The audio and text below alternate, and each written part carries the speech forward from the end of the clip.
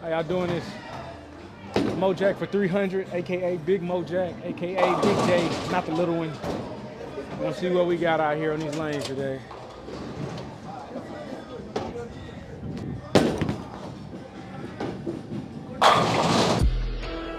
Oh, I'm about to power up. I just dropped on me a little boy. It got me knotted up. Yeah. So we gathered here today on what I would like to call Roll With Me, featuring Big Mojack. That's me.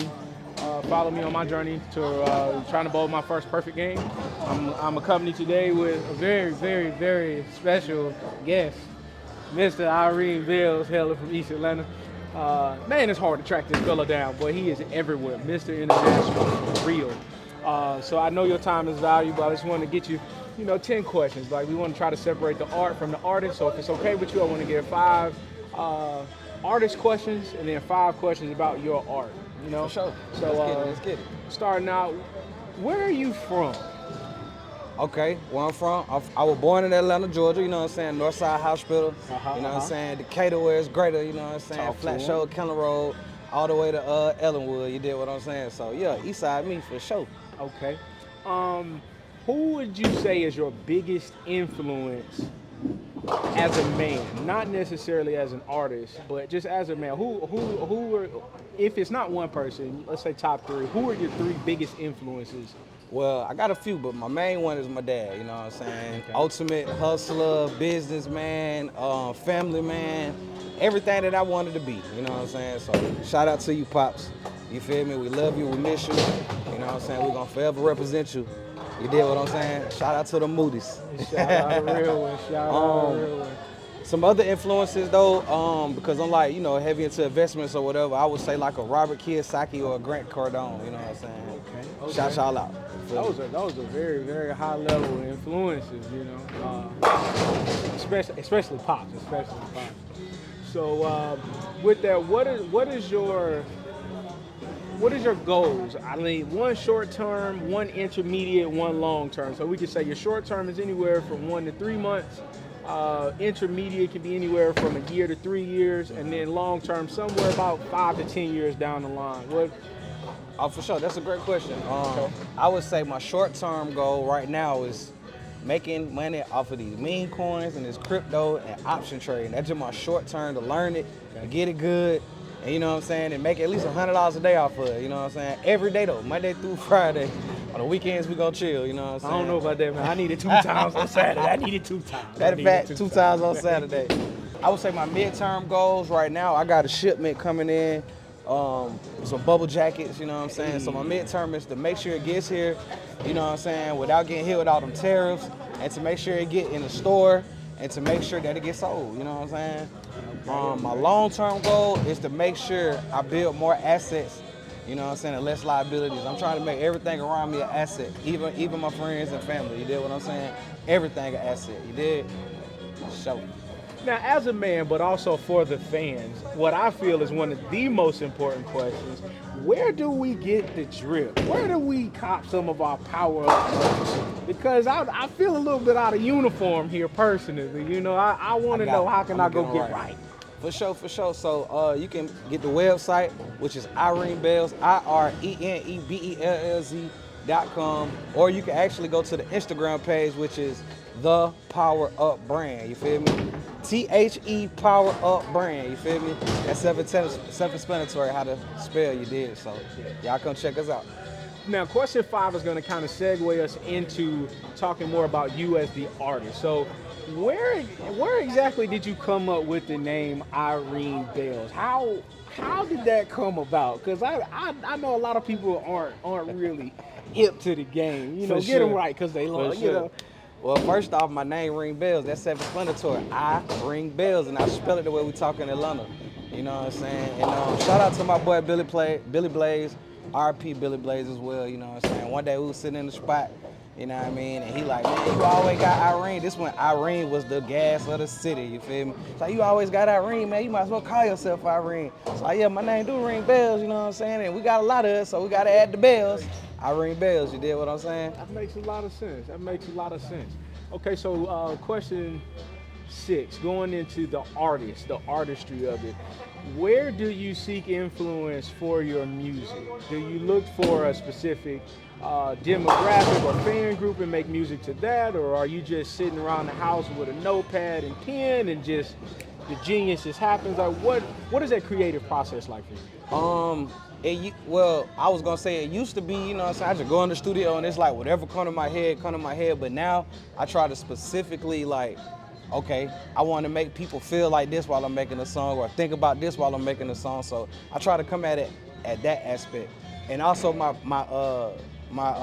target market isn't just like rapping about the streets or whatever. I got songs like Beautiful, straight for the females, and it's about women empowerment, you know what I'm saying? Specifically for, it's making women feel beautiful regardless of their skin color, their size, their shape, you know what I'm saying? Their height, whatever, you feel me? I'm trying to motivate folks, you dig what I'm saying? That's what the whole Power Up is about. We powering up everywhere we go, you dig what I'm saying? We elevating our thoughts, we powering up our lifestyles. Yeah, we love to hear that. We love to hear that. So as an ex-baseball player and as a current bowler aspiring to be better, there's nothing worse for me in baseball than going into a slump where I couldn't hit a watermelon with a tennis racket. I couldn't throw the ball in the ocean if I started off 6 feet deep in it. So how do you, as an artist, get out of those creative slumps? How do you shake yourself back off and say, hey, this is where I need to be, and crank out another one of those hits that we've become accustomed to? So I'm glad you brought up that question. For all artists, I think that's one of the most questions like that needs an answer, because all of us literally get either a writer's block, a brain fog, a brain fart, whatever you want to call it, you know what I'm saying? And for me, it took a long time for me to realize, like, that's just me in my head, you know what I'm saying? The more I'm like, okay, I'm trying to work on this type of work and I can't come up with words, you know what I'm saying? Instead of me over there overthinking it, I take a little 5-minute break. Like, let me go think about something totally different and come back to it, you know what I'm saying? That's one way. Another way is just really forcing myself, like, I ain't gonna say it's a job, because it's not a job, but I'm making it like a job. Like, okay, I gotta get this done. I'm getting it done regardless. At least I tried, because guess what? I can always come back to it. You feel what I'm saying? As long as I start something, lay down the foundation, I can always come back and put new bricks or build, you know what I'm saying, more bricks or put wood or however I want to put that thing. You dig what I'm saying? So the next question, similar to life and bowling and everything else, sports, sometimes you can have your fundamentals and you can be kind of set on a certain thing and you realize you have to make a slight adjustment, or you may have to alter or tweak anything. Do you ever find yourself saying, hey, I feel like I could just make this slight tweak to my music, maybe to reach a bigger crowd, or maybe it'll resonate more with the people?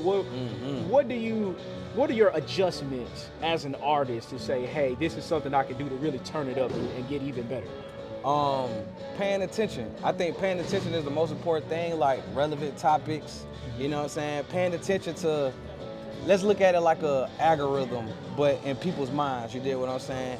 If you drop a song and people are like, oh, I really, really love this type of song from you, and then you drop another song and people are like, it's all right, rather he talk about this, I'm going more so go back to what I was already talking about to keep them same folks engaged, you know what I'm saying? So I just always try to pay attention to the things, you know what I'm saying, that I feel that could reach people, you know what I mean, which is current topics, you know what I'm saying, sports, you know what I'm saying? I would leave politics out of it. I won't get into all the politics or whatnot, but the main goal is to, you know what I'm saying, refresh your mind and keep going.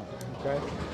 So I believe we have 2 more questions left. One of them is, what is your favorite song? Whether it's your favorite song to perform, the favorite, that you wrote, maybe it's a cool story behind it. And then if there is such a monster, what is your least favorite, or one you're like, I feel like I maybe, could have done better, should have done better, if you even have a song like that, because I've never seen you miss. I've never seen you miss. I appreciate that. Right now, I would have to go with Power Up as my favorite song, simply because it became a real lifestyle for me. The clothing brand, you know what I'm saying? We got the hats. It done took me to different states performing, you know what I'm saying? It's got me 1 million+ views on YouTube. So I would have to go with Power Up, you know what I'm saying? Mostly because of the effect that it's had on my life. It's literally put actual money in my pocket. Yeah. You know what I'm saying? My least favorite song, you wanna know what's funny? Power Up was actually my least favorite song. And the reason it was my least favorite song was because when I put it out, I was in love with it. But the first time I put it out, wasn't nobody really rocking with it. So I'm like, dang, am I tripping? Like, Yeah, you said I know it my sounds to recipe me was right. like, I know I put it in there. like, why ain't Yeah, nobody yeah. else responding the way I'm responding? You know what I'm saying? But hey, with timing is everything. Within time, now we at 1.89 million views. You know what I'm saying? Hey, big blessings. Okay, so the last question is a three-parter. Very similar to the previous question, but I also believe in, speaking things into existence.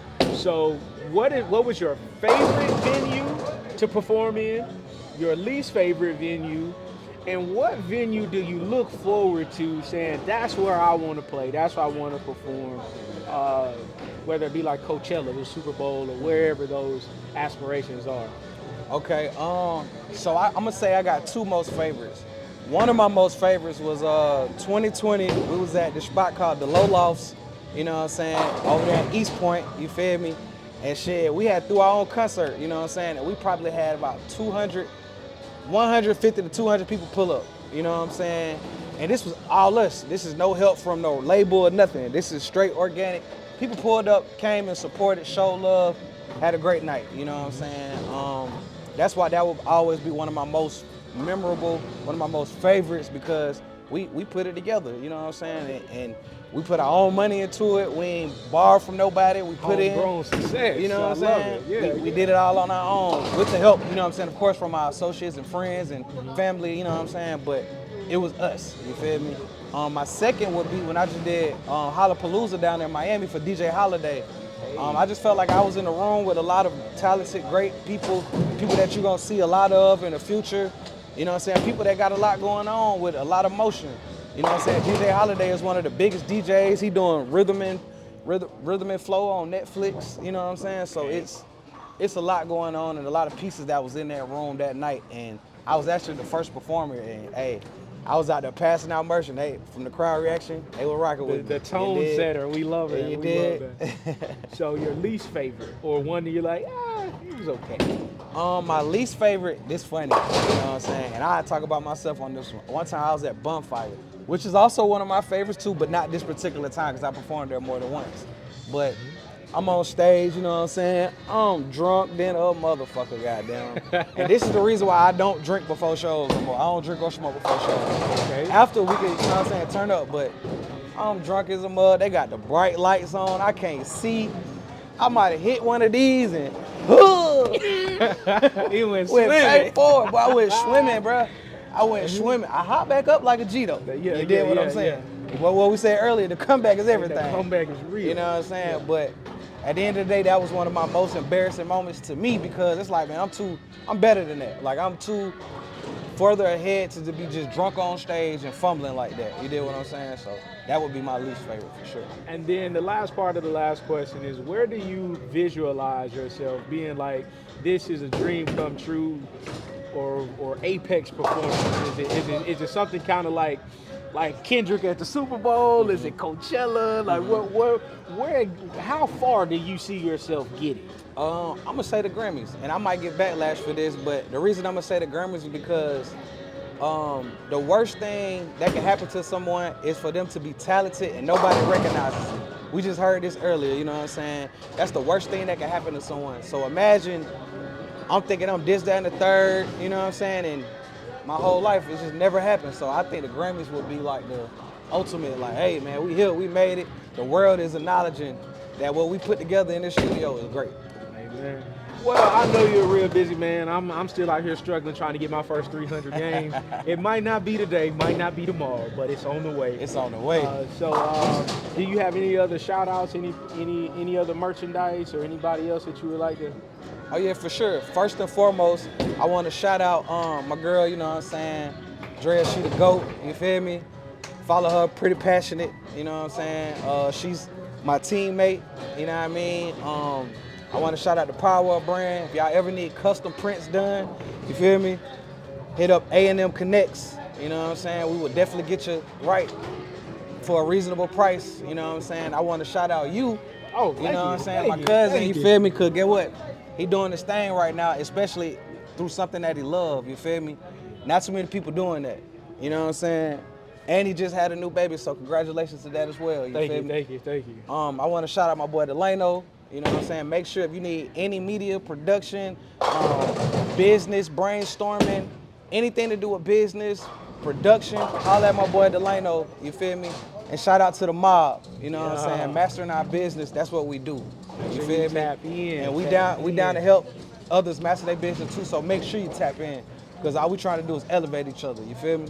Well, that's pretty much all I had. You know, I'm still out here struggling with these lanes, but it's okay. Hopefully next time I see you, you know, you about 30 feet in the air standing on hundreds and hundreds and Oh hundreds yeah, and man, hundreds. we You know what I'm powered up, saying? you did what I'm saying? Yeah. For sure. Well, with that, we out.